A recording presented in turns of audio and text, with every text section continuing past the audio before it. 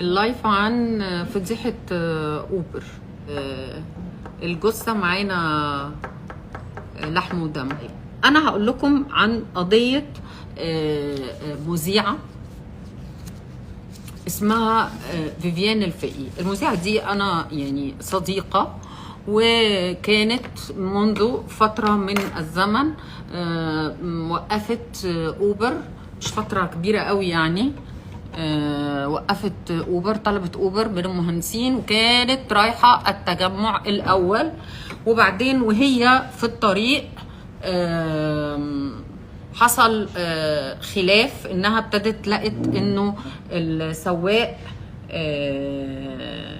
مش ماشي في الطريق المفروض يمشي فيه. فهي ابتدت تقول له انت فين الطريق، انت ليه غيرت الطريق؟ ويقول لها ما غيرتش الطريق، انت غيرت الطريق، انا ما غيرتش الطريق. في الاخر راح حصلت مشاده، وابتدت الفاظ منه تطلع خارجه، وراح موقف العربيه، وراح منزلها وشددها وضربها واخد شنطتها.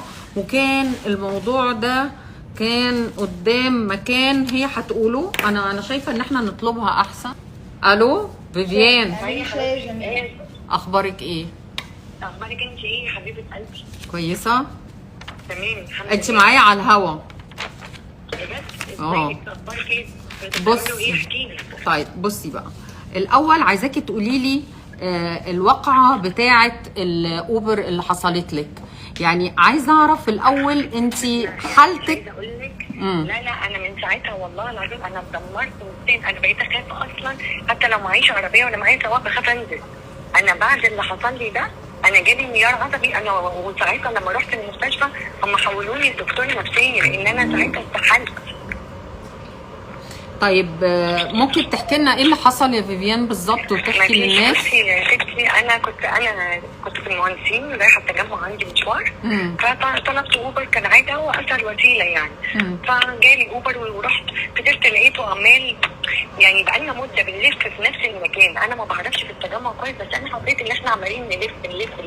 فقلت له انت ليه مش ماشي على اللوكيشن؟ والمكان ده كان مكان هادي او ضلمه، ولا في نور في وسط الناس عادي؟ لا انا كنت على الساعه 5 بعد الظهر. لا كان يعني لسه في شمس وتمام.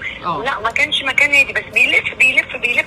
هو احنا فعلا كنا جنب حته جنبينا كومباوند بس بعيد شويه، بس فعلا كان عند الكومباوند ده الدنيا في التجمع انت عارفه مش كلها متعمره، في حتت شويه لسه هاديه. يعني كومباوند جديد، يعني منشأة جديده لسه ما سكنتش بالظبط. يعني لا يعني تقريبا فيها سكان بس مش كلها كامله. المهم رحت قلت له انت ليه مش ماشي على اللوكيشن؟ انت عندك اللوكيشن، امشي على اللوكيشن. فراح قال لي، راح مزعق. فرحت قلت له معلش لو سمحت من فضلك امشي على اللوكيشن، انت ليه غيرت اتجاهك؟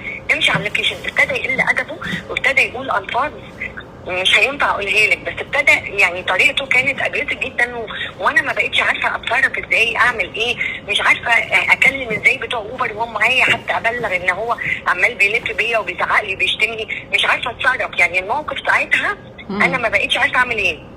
وبعدين فجاه لقيته راح واقف بالعربيه وراح نزل وفتح الباب بتاعي. فقلت له في ايه؟ انت في ايه؟ مالك؟ في ايه؟ عايز ايه؟ هو شكله ما كانش طبيعي او في حاجه، هو يعني السواق شكله مش مظبوط اصلا يعني. فرحت قلت له في ايه؟ راح شادت شنطتي وشادت موبايلي، ورحت انا بشدهم منه، سحلني بقى على الارض. سحلني على الارض. سحلك على الارض؟ دي ما اعرفهاش. سحلني على الارض، ايديا الاثنين ورجليا الاثنين اتفتحوا. ما انا رحت بعد كده المستشفى لما رحت عملت محضر. المهم صوت الناس بتوع الامن بتوع الكومباوند سمعوا، فهم لما شافوا وهو بيشد حاجتي افتكروها عمليه سرقه. هم ما يعرفوش ان هو ده اوبر، وان انا عميله وان هو عمل معايا كده. هم فاكرين ان انا اتسرقت، لان انا صوتت جامد وقلت لهم الحقوني وهو بيسحلني على الارض. فالناس كلهم جريوا علينا. انت عارفه الشعب المصري برضه شعب جدع، الناس ما يعرفونيش طبعا. والله العظيم يا بسمه جم هم اللي خلصوني من تحت ايده، يعني اكني ابواب السما مفتوحه لقيتهم جري كلهم. جم وهم مسكوهم كلهم، اتلموا عليه، مسكوه، العربيات وقفت، في عربيات كانت شايفه المنظر وقفت، والناس بتوع الكومباوند كلهم جم وابتدوا ياخدوا لي موبايلي وياخدوا لي شنطتي وقالوا له في ايه؟ قلت لهم ده بتاع اوبر وانا ما اعرفش فيه ايه وعايز مني ايه والموضوع بقى. ومسكوه قالوا له انت دخلوني انا جوه الكومباوند، قالوا له اتفضل امشي اتفضل امشي، وهو مش راضي يمشي، قعد بقى يشتم فيهم ويقل ادبه عليهم. عشان كده كل الناس دي جت شاركت معايا في المحضر. طب عايزه اسالك سؤال، يعني عملتي ايه بقى؟ رحتي عملتي محضر؟ رحت عملت، لا انا مش هسيب حقي، انا اتبهدلت بهدله. اولا قطع لي الشنطه، تاني حاجه بقول لك ايدي الاثنين ورجلي الاثنين مستحله على الارض، انت مش فاهمه، واحد راجل بعزم قوته بيسحلك على الارض، بيشد حاجتك منك وبيشدك من هدومك، بيسحلك يعني مش سحله عاديه. رحت طبعا قلت والله العظيم ما هسيب حقي. انا رحت كلفت مكتب محاماه يمسكوا لي الموضوع، ورحت عملت محضر الاسم وحولوني لمستشفى القاهره الجديده. وراحوا هناك وشافوا الكدمات اللي في جسمي وشافوا التعويرات وشافوا رجلي. يعني رحتي المستشفى عشان تعملي اثبات حاله؟ يعني اثبات حاله. وبعدين الموضوع مشي بقى، يعني خط القضاء بقى. مكتب محاماه. حصل ايه بقى؟ حصل حكم في القضيه ولا ايه؟ حصل حكم، هي نزلت قضيه من اول جلسه وخد حكم سنه، بس للاسف هو هربان. ومش المشكله في كده يا بسمه، المشكله ان هو طلع عليه قضيتين. ده بقى يا ساده المشاهدين حابه ان انا اقوله، هي دي بقى المصيبه بتاعت اوبر. يعني طب فيفيان، انا قبل ما اخلص معاكي عايزه اقول لك نقطه كمان. انا في ناس من المديرين بتوع اوبر تواصلوا معايا قالوا لي احنا مش مشكلتنا ان هو يبقى ايه، احنا مشكلتنا ان احنا بندع لكم ابلكيشن. قلت له يعني انت مالكش دعوه بسلامه المواطن؟ افرض طفل، افرض بنت، افرض ست كبيره، يعني انت مالكش دعوه بسلامه المواطن؟ دي حاجه برضه. معلش تاني كده قولي لي، شركه اوبر كان ردها ايه؟ قالوا لك ايه؟ كان ردها ان احنا بنبيع لك الابلكيشن، احنا لينا، احنا عندنا ابلكيشن واحنا بايعينها، واللي بيجي يقدم احنا بناخده، بنعمل له فيش وتشبيه وبناخد الفيش والتشبيه وخلاص. قلت له طب افرض هو عليه، طب هو دلوقتي عليه حكمين، حضرتك فين بقى لما بتيجي تعمل فيش وتشبيه؟ مش باين عندك ان هو كان عنده قضيه سرقه او قضيه تبديد؟ يعني فين؟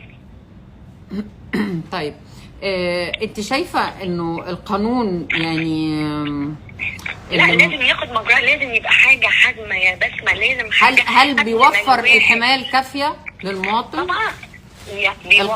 القانون اللي موجود حاليا حاجه اقوى. يعني البنت عايز حاجه اقوى. البنت اللي ماتت تحت الشروق هي ماتت والسر بتاعها معاها، احنا مش عارفين هو عمل لها ايه عشان البنت تضطر ترمي نفسها. البنت بنت ناس وبنت عاقله ومتعلمه، عشان ترمي نفسها وتعرض نفسها شكرا لفيفيان. حصل لها حاجه. طب انتي اوبر مش رافعه عليهم قضيه؟ رافعه عليهم قضيه ومستنيه يعني هو خد حكم، هم بقى ايه؟ ده لازم، يعني انا متهيألي انه لازم يبقى في تعويض، يبقى في حاجه لازم تعويض.